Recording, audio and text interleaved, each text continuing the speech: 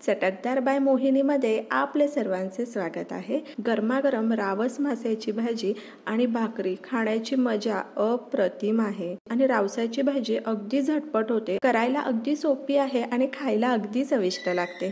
तर अशाच नवनवीन आणि चटकदार रेसिपी पाहण्यासाठी चटकदार बाय मोहिनीला सबस्क्राइब करायचं आहे आणि बेल आयकॉनवर क्लिक करायचं आहे, म्हणजे नवनवीन व्हिडिओज हे तुमच्यापर्यंत पोहोचू शकतील। चला मग तर आपण भाजी बनवायला सुरुवात करू।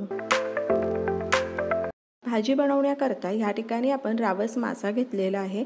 जवळपास 700 ग्रॅम मासा आहे। मासा आपण स्वच्छ धुवून आणि कट करून घेतलेला आहे।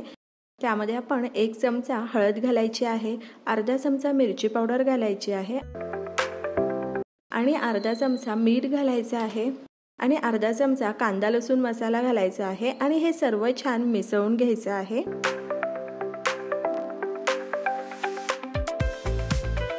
आणि आता आपण झाकून ठेवूयात 15 मिनिटांकरता आणि तोपर्यंत मसाल्याची तयारी करू। तर ह्या ठिकाणी आपण काही अद्रकचे तुकडे घेतलेले आहेत, लसणाच्या काही पाकळ्या घेतलेल्या आहेत, अर्धा कांदा घालायचा आहे, 2 हिरवी मिरची घालूयात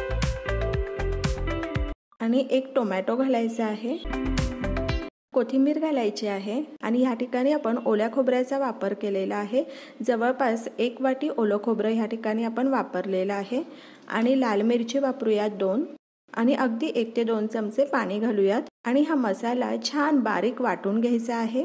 आता ह्या ठिकाणी आपला मसाला छान वाटून झालेला आहे। चला मग तर आपण फोडणीची तयारी करू।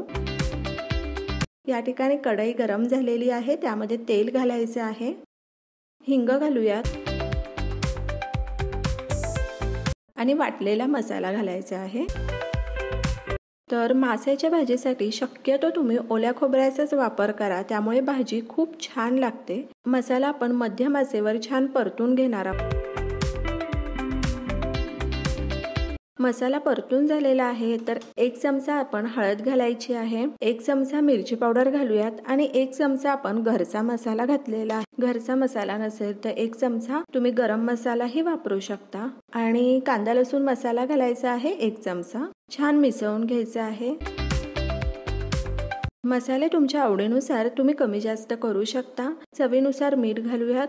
मीठ घालताना थोडं जपून घालायचं आहे, कारण आपण माशांनाही मीठ लावलेलं आहे। आता 1 ते 2 मिनिटांसाठी छान परतून घेऊयात।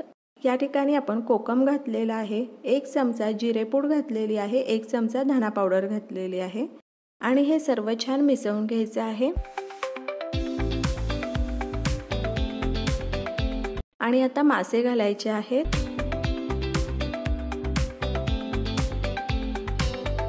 अगदी अर्धा ते 1 मिनिटाकरता आपण परतून घेऊयात। मासे परतताना हलक्या हाताने परतून घ्यायचे आहेत, नाहीतर लगेच त्याचे तुकडे होऊ शकतात।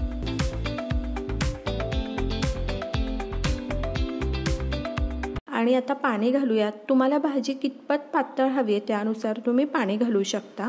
तर ह्या ठिकाणी मी साधारण 2 ग्लास पाणी घातलेलं आहे, कारण मासे शिजायला फारसा वेळ लागत नाही।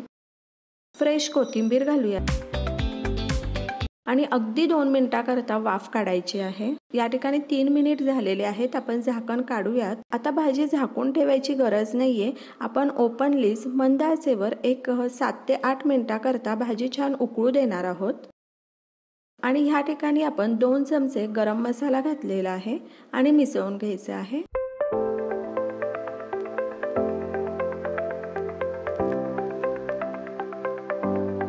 आणि 3 ते 4 मिनिटांकरता भाजी उकळू द्यायची आहे।